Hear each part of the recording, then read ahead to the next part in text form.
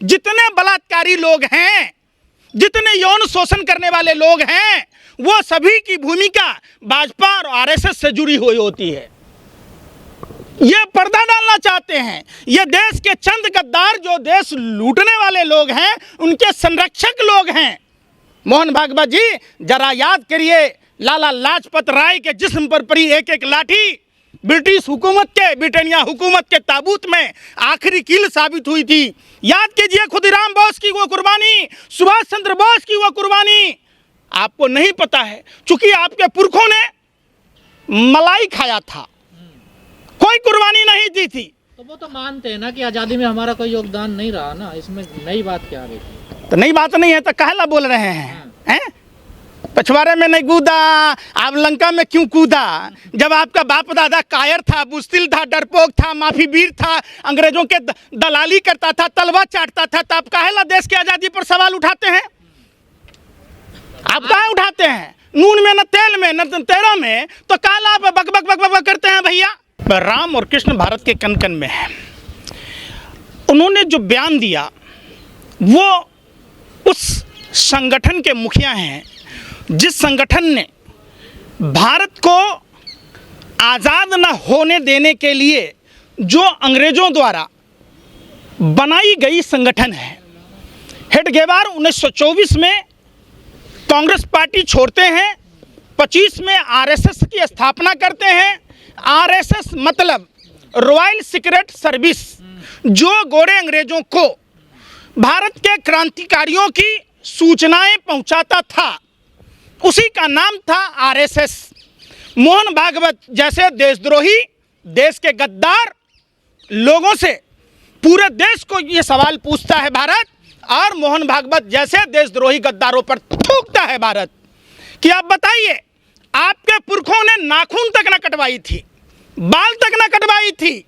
वो कौन लोग हैं जो आज भारत की आज़ादी पर सवाल उठाते हैं? ये मोहन भागवत, सुखदेव, राजगुरु, अशफाक उल्लाह खां, पंडित राम प्रसाद बिस्मिल, सुभाष चंद्र बोस, पंडित नेहरू, महात्मा गांधी, सरदार पटेल, बाबा साहब अम्बेडकर जैसे देश के क्रांतिकारी योद्धाओं को, मंगल पांडे, झांसी की रानी लक्ष्मीबाई, सब पर सवाल उठा रहे हैं। क्या भगत सिंह का बलिदान बेकार था? अरे आप क्या जानो मोहन भागवत, अरे तुम क्या जानो? तुम्हारे पुरखे भगत सिंह के खिलाफ केस लड़ने वाले सूर्य नारायण आरएसएस का हमदर्द था, जो भगत सिंह के खिलाफ गवाही दी सर सादी लाल, जिसके आज भी पश्चिम उत्तर प्रदेश में चीनी मिले हैं।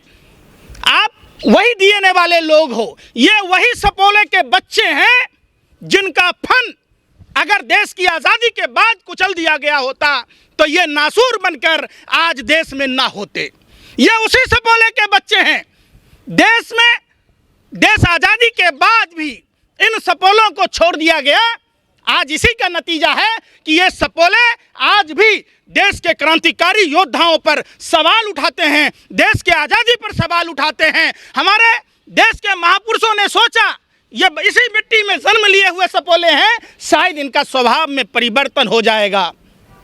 निश्चित तौर पर सांप को अगर अमृत जैसा दूध पिलाइएगा तो सांप जहर उगलना बंद नहीं करेगा।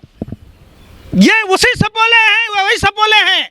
देश आज़ादी के बाद, जब देश की आज़ादी की लड़ाई चल रही थी, सिर्फ भगत सिंह के खिलाफ गवाही नहीं दी थी। इन लोगों ने बंगाल प्रेसिडेंसी में सरकार बनाई थी। वो कह रहे हैं राजनीतिक आज़ादी मिली 1947 में, धार्मिक और सांस्कृतिक आज़ादी तो अब मिली है हमें। मैं क्या कह रहा हूँ, धर्म आज से नहीं है, ये सतयुग, द्वापर, त्रेता युग से धर्म है।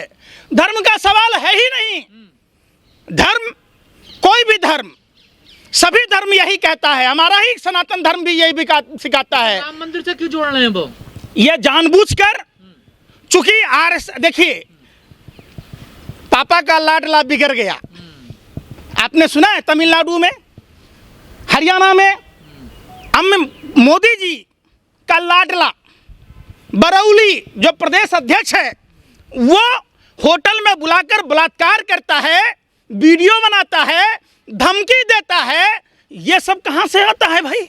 ये ऊर्जा इतनी, क्या शिलाजीत के रोटी खाते हैं भाजपा आरएसएस के लोग? एगो बात बताइए, उस जेल में और भी क्रांतिकारी बंद थे, तो सावरकरे को बुलबुल पर चढ़कर 60 रुपया महीना क्यों मिलता था, बाकी क्रांतिकारियों को क्यों नहीं मिला?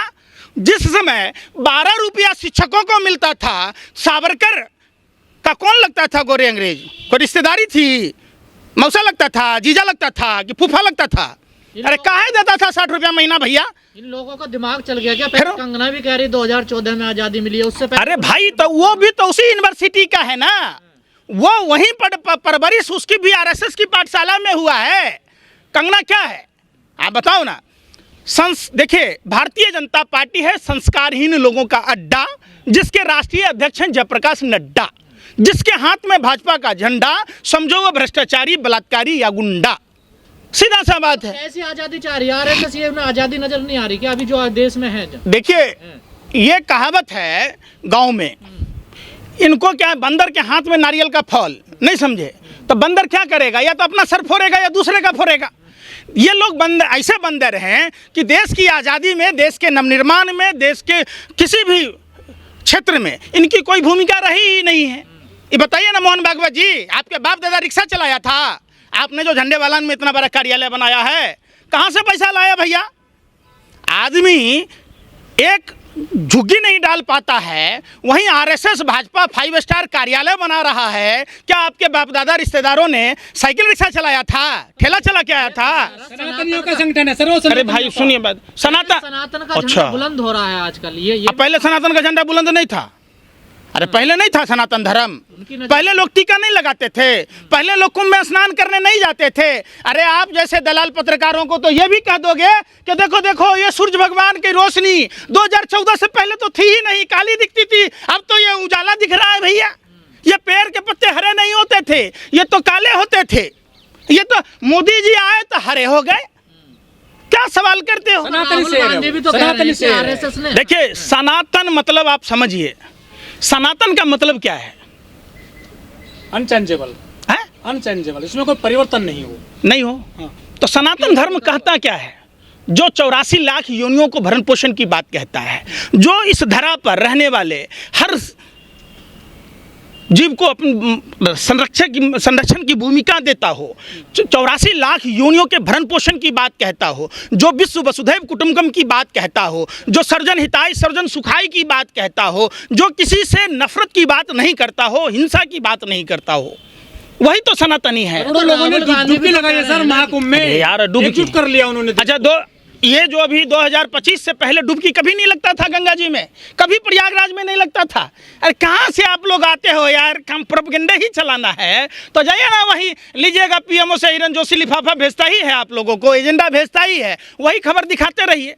एक भी मीडिया के लोगों ने हरियाणा के प्रदेश अध्यक्ष पर सवाल नहीं पूछा कि जो पापा का लाडला बिगड़ गया, जो होटल में बुलाकर बलात्कार करता, वीडियो बनाता, उसको जान से मारने की धमकी देता, उस शाह को जो तमिलनाडु का भाजपा नेता है, उस पर कोई सवाल कोई मीडिया के लोगों ने बताया?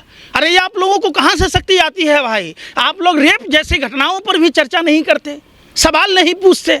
लेकिन राहुल गांधी जो कह रहे हैं कहाँ तक सही है कि आरएसएस ने सारी संस्थाओं को कैप्चर कर लिया, अब सबसे लड़ना, नेशन की भी बात कह रहे हैं वो। अच्छा, आपको नहीं लग रहा? फिर आपने पूरी जानकारी नहीं है। उन्होंने क्या कहा और उन्होंने जो कहा, देखिए, तोड़ मरोड़ कर पेश नहीं कीजिए। आप जब संविधान पढ़े हैं, आपके नहीं पढ़े हैं, आर्टिकल 12 पढ़े हैं, उसमें क्या कहा है? तो राहुल गांधी जी ने वही सवाल उठाया है। तो जब आप आर्टिकल 12 के बारे में जानेंगे तब ना आप सवाल करेंगे, आप उस पर चर्चा कीजिए। देखिए, सब आपको नहीं लगता है कि चुनाव आयोग बाधित है, सीबीआई ये है, ईडी ये है, आपको नहीं लगता है? अरे आप तो पत्रकार हैं, जिस तरीके से आप शुभेंदु अधिकारी की घटना को दिखाते थे, अब आपकी औकात है दिखाने की? अब सीबीआई ईडी क्या डेली पैसेंजरी करेगा क्या? जिस तरीके से हेमंत बिश्व शर्मा के यहाँ कार्रवाई हो रही थी और आप मीडिया के लोग उछल कर सवाल पूछ रहे थे, अब क्या आप लोगों का जमीर मर गया है? क्या सत्ता का फेविकॉल आपके गले में अटक गया है? क्या आप मीडिया के लोग गूंगे और बहरे हो गए हैं? जिस अशोक चौहान पर सवाल उठता था, उंगली उठती थी, जो प्रधानमंत्री कहते थे कि ये परिवारवाद की बात कहते थे, भ्रष्टाचार की बात कहते थे, सेनाओं के विधवाओं के नाम पर खाने की बात कहते थे। तो क्या उस अशोक चौहान को भारतीय जनता पार्टी ने राज्यसभा में भेजा? कैसे भेजा, क्यों भेजा? जब अगर वो दागी थे, भ्रष्टाचारी थे, उन्होंने सेनाओं के विधवाओं का पैसा खाया था, तो अपने सवाल पूछा। यही प्रधानमंत्री जी जब भी दिल्ली में चुनाव होता है तो कहते हैं कि जहां झुग्गी वहीं मकान। तो खोरी गांव के झुग्गी क्यों टूटे? दिल्ली में 10 से 12 ऐसे झुग्गी टूटे, कभी आपने उस पर सवाल पूछा? कैसे तुगलकाबाद एक्सटेंशन में जमीन का पावर अटर्नी दिया जाता है, कैसे गोरख धंधा होता है, कैसे मजदूरों का पेट काटकर जमा किया हुआ पैसे से, जमीन खरीदे गए पैसे से सरकार 2 मिनट में खाली करवा लेती है, कैसे मंदिर मस्जिद गुरुद्वारों को तोड़ दिया जाता है। कभी आप लोगों ने चर्चा किया? क्या संवैधानिक पदों पर बैठे हुए लोग, संवैधानिक संस्थाएं कभी सवाल करती है? क्या सवाल उन भ्रष्टाचारियों पर होती है जो जब भाजपा में नहीं होता है तो कार्रवाई करती है, भाजपा में आते ही वो कार्रवाई भूल जाती है, रास्ता भटक जाता है? तो राहुल गांधी जी का जो सवाल था, अगर वो गलत है तो बता दीजिए गलत है।